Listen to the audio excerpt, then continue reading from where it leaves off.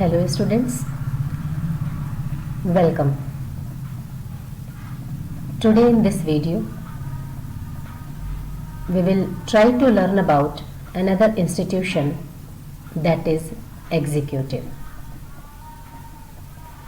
पिछले वीडियोस में हमने लेजिस्लेचर के बारे में पढ़ा, parliament, need of parliament, to houses of parliament and the relative strength of Lok Sabha and Rajya Sabha. Today in this video we will try to understand the another institution that is executive. What is executive? जैसा कि पिछले videos में मैंने आपको बताया, legislature का काम है लेजिस्लेट करना, कानून बनाना, लेकिन वो बने हुए कानून तब तक मीनिंगफुल नहीं होंगे जब तक उनका एफिशिएंट एग्जीक्यूशन ना हो, उनका इम्प्लीमेंटेशन ना हो। तो माय डियर स्टूडेंट्स, एग्जीक्यूटिव यही काम करता है, लेजिस्लेचर द्वारा बनाए गए कानून को एग्जीक्यूट करता है। It is the branch of government responsible for the execution of laws and policies made by the parliament. हमने देखा कैसे पार्लियामेंट में लॉ बनती है, लोकसभा राज्यसभा के पावर एंड फंक्शंस को हमने पढ़ा। अब parliament is the highest law making body, ये भी हमें पता है। और अब जो पार्लियामेंट लॉ बनाती है उसको मीनिंगफुल वे में, एक एफिशिएंट वे में एग्जीक्यूट करने का काम एग्जीक्यूटिव का होता है। तो जैसे parliament is the highest law making body, तो उसमें कौन कौन थे? लोकसभा था, Rajya Sabha. Lok Sabha directly elected by the people, Rajya Sabha indirectly elected. Rajya Sabha is the upper chamber, Lok Sabha is the lower chamber. ये सब कुछ हम पढ़े हैं।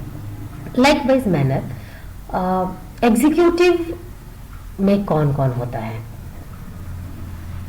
It includes not only the head of the state, president, मतलब कि head of the state president तो होता ही है एग्जीक्यूटिव का हिस्सा।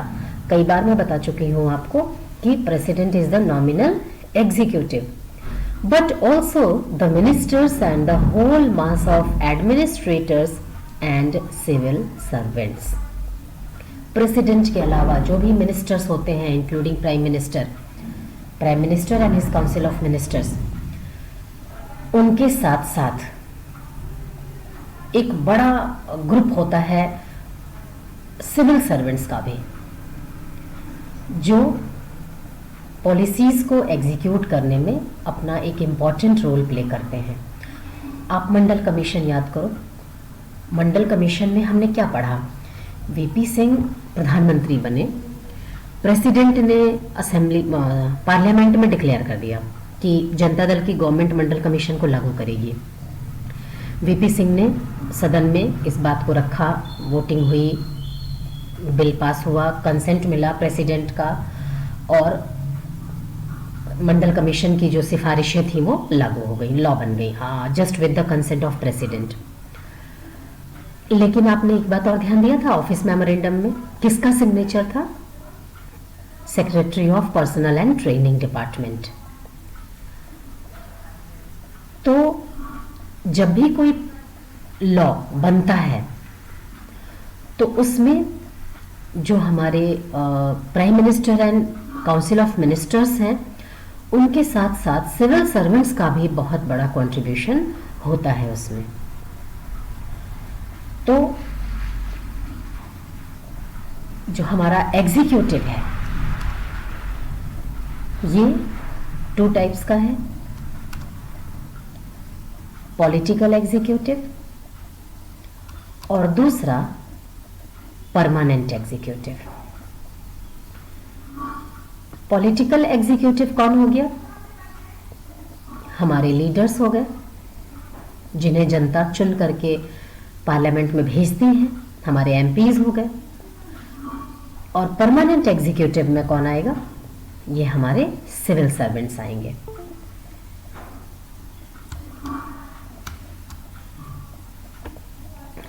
ये देखिए, ये जितने भी आप इमेजेस देख रहे हैं, ये हमारे प्राइम मिनिस्टर और उनके काउंसिल ऑफ मिनिस्टर्स के तस्वीरें हैं, और ये सभी एग्जीक्यूटिव हैं। एग्जीक्यूटिव का कौन सा पार्ट है? ये पॉलिटिकल एग्जीक्यूटिव है। ये पॉलिटिकल एग्जीक्यूटिव क्यों है? क्योंकि ये सभी जनता के द्वारा चुन करके फिर पार्लियामेंट में भेजे गए हैं। अब परमानेंट एग्जीक्यूटिव्स में कौन आएंगे? सिविल सर्वेंट्स आएंगे। जितने आईएएस आईपीएस ऑफिसर्स होते हैं, यूपीएससी का एग्ज़ाम होता है, उसके थ्रू उनका सिलेक्शन होता है। कुछ हैं जो दिल्ली सेक्रेटेरिएट में बैठते हैं, कुछ हैं जो डिस्ट्रिक्ट में डिस्ट्रिक्ट कलेक्टर के रूप में, एसपी के रूप में अपनी सर्विस को रेंडर करते हैं। But both are the part of executive. वो हमारे पॉलिटिकल लीडर्स हो या फिर वो ब्यूरोक्रेट्स हों, और सिविल सर्वेंट्स को हम ब्यूरोक्रेट्स भी बोलते हैं। अब हम देखते हैं कि what is the difference between the political executive and the permanent executive. And my dear students, this topic is very much important for examination. 2-3 तरीके से क्वेश्चंस पूछे जाते हैं इसमें। 3 तरीका बिल्कुल आपके सामने है। फर्स्ट क्लियरली वो दे सकते हैं, define political executive with example. What do mean by permanent executive? Give examples to support your answer. और जो थर्ड टाइप ऑफ क्वेश्चन बनेगा वो differentiate between political and permanent executive. तो let's try to understand these differences between these two. Political executive, elected by the people for a specific period of time. यहां पर जो आपको ध्यान देने वाली बात है, 2 बातें हैं, 2 बातों को आपको ध्यान में रखना है। इलेक्टेड एंड स्पेसिफिक पीरियड, मतलब इनका चुनाव होता है और एक सर्टेन पीरियड के लिए। तभी पिछले स्लाइड में जो भी पिक्स मैंने आपको दिखाई, ये जो हमारे पॉलिटिकल एग्जीक्यूटिव्स हैं, इनका टर्म होता है 5 ईयर का। वो चाहे स्टेट असेंबली हो या फिर वो पार्लियामेंट के लिए हो, राज्यसभा को छोड़ के। Those who are directly elected by the common people, मैं उनकी बात कर रही हूँ। उनका टेन्योर कितना होता है? 5 ईयर का। और अगर आफ्टर 5 ईयर इलेक्शन के में ये हार जाते हैं तो फिर they vacate the position with the change in government. उन्हें अपनी पोजीशन खाली करनी पड़ती है। अभी आपने बिहार चुनाव के दौरान देखा होगा कि कुछ कैंडिडेट्स जो हैं, कुछ जो मेंबर ऑफ लेजिस्लेटिव असेंबली थे, वो फिर से जीते हैं, और कुछ हैं जो हार गए हैं। तो जो पहले पावर में थे और अब हार गए, तो उनकी अब वो पोजीशन खत्म हो जाएगी। नरेंद्र मोदी से पहले कौन थे prime minister? Doctor Manmohan Singh थे। इलेक्शन हुआ, वो हार गए, तब मिस्टर नरेंद्र मोदी प्रधानमंत्री बन गए।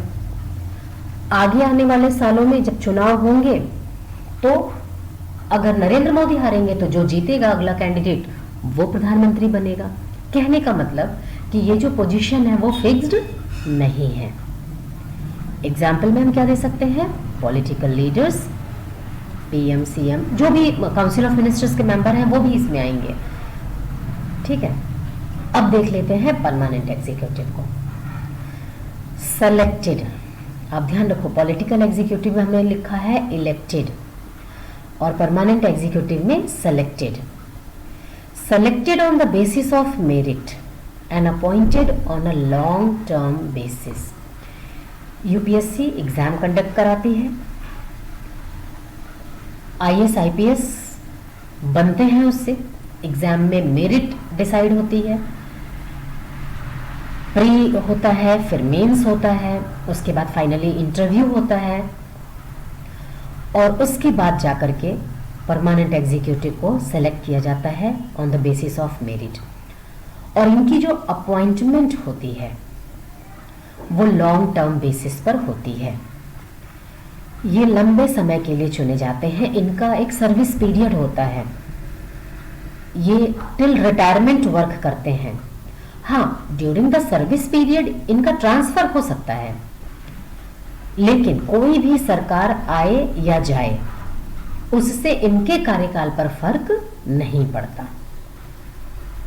अब वो अलग की बात है कि अगर इनमें से कोई अनफॉर्चुनेटली इंडल्ज हो जाता है कोई एंटी सोशल एक्टिविटी में, तो उसे सस्पेंड कर दिया जाए या उसकी नौकरी उससे छीन ली जाए, ये सब एक्सेप्शनल केसेस हैं, ठीक है। लेकिन अगर ये नॉर्मल बेसिस पे वर्क कर रहे हैं तो इन्हें हटाया नहीं जाता है, ये रिटायर्ड होते हैं या फिर इनका ट्रांसफर होता है। They remain in office even when the ruling party changes, और ये अपने ऑफिस में एज इट इज बने रहते हैं, कोई भी रूलिंग पार्टी आए या फिर जाए। हाँ, कुछ केसेस में ऐसा देखने को मिलता है कि रूलिंग पार्टी जब चेंज होती है तो वो थोड़ा अपने फेवरेट लोगों को सपोर्ट करती है, तो ट्रांसफर के थ्रू इनमें फेरबदल किया जाता है, लेकिन इनके पद से इनको हटाया नहीं जा सकता। एग्जाम्पल्स में हमारे सिविल सर्वेंट्स। आई होप कि आज जो भी हमने पढ़ा है ये सारे पॉइंट्स आपको क्लियर हैं। You will be in position to define executive and types of executive. You can separately define political executive, permanent executive, and you are also in position to differentiate between political and permanent executive. अब एक सवाल यहाँ फिर आता है, who is more powerful? क्या यहाँ कोई ज़्यादा पावरफुल है या फिर both the executives are enjoying the same power? तो इस क्वेश्चन के साथ मैं आपको यहाँ पर छोड़े जाती हूँ। नेक्स्ट वीडियो में हम डिस्कस करेंगे either political and permanent executives are enjoying same power, और if not then who is more powerful. Thank you.